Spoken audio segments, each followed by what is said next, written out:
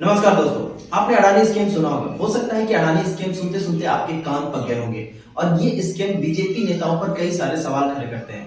कई विपक्ष के नेताओं ने धरना प्रदर्शन किए, आंदोलन किए, लेकिन इन आंदोलन को इन विपक्ष के नेताओं को चुप करा दिया गया सिर्फ ईडी और सीबीआई के सहारा लेकर के।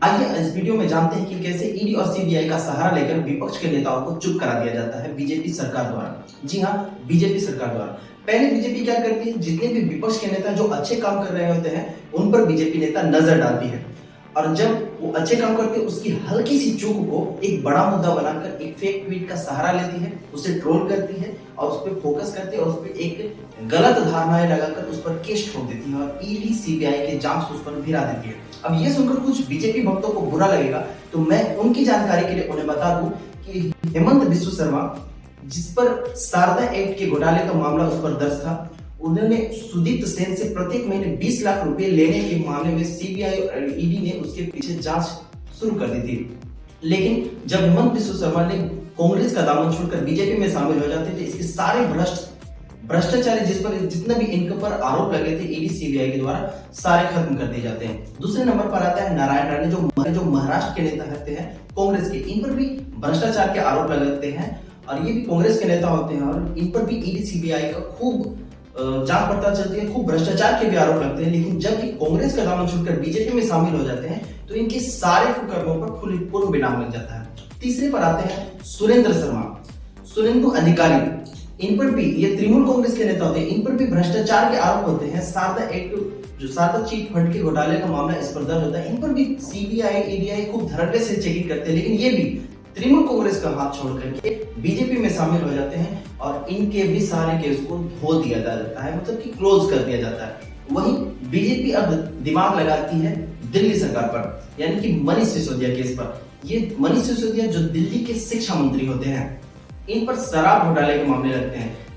वो मनीष सिसोदिया जिन्होंने दिल्ली पर शिक्षा व्यवस्था की क्रांति ला दी, क्योंकि जब दिल्ली पर 2015 में आम आदमी पार्टी की सरकार बनती है तो ना तो वहां पर स्वास्थ्य व्यवस्था सही रहती है और ना ही शिक्षा व्यवस्था।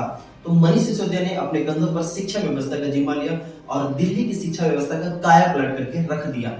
वहीं पर अब बीजेपी वालों को यह बात पच नहीं रही थी तो उन पर शराब घोटाले के मामले लगा दिया और उन्हें अंदर करवा दिया गया। वहीं राज्यसभा के सांसद राघव चड्ढा का कहना है कि 1977 में जिस तरह मीसा कानून लाया गया था, ठीक उसी तरह बीजेपी 2024 में मीसा कानून को लागू करने जा रही है। आइए जानते हैं कि मीसा कानून आखिर थी क्या।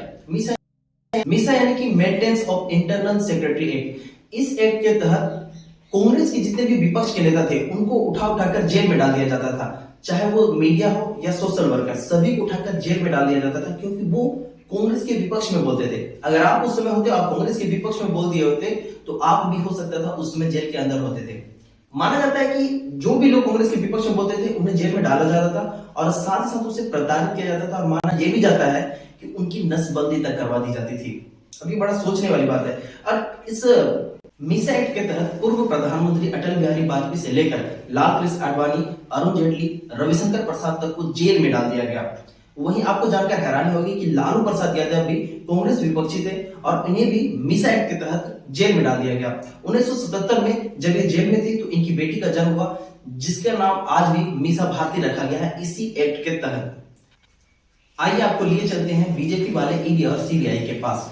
तहसीन पूनावाला ने गृह मंत्रालय का रिपोर्ट लेते हुए कहा है कि अब तक बीजेपी वाले ईडी और सीबीआई ने अब तक 1027 मामले में केस फाइल की है, जिसमें कि अब तक 23 मामले में ही ईडी ने रिपोर्ट जारी कर पाई है और सीबीआई ने टोटल 21 मामलों में केस दर्ज की है, जबकि 43 में अभी तक चार्जशीट नहीं आई है।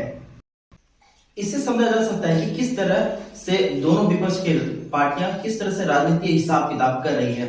कमल रशीद ने एक ट्वीट करके कहा था कि रेपिस्ट और हत्याकांड करने वाले लोग खुलेआम सड़क पे घूम रहे हैं, लेकिन देश के शिक्षा मंत्री जेल के अंदर पड़े हुए हैं।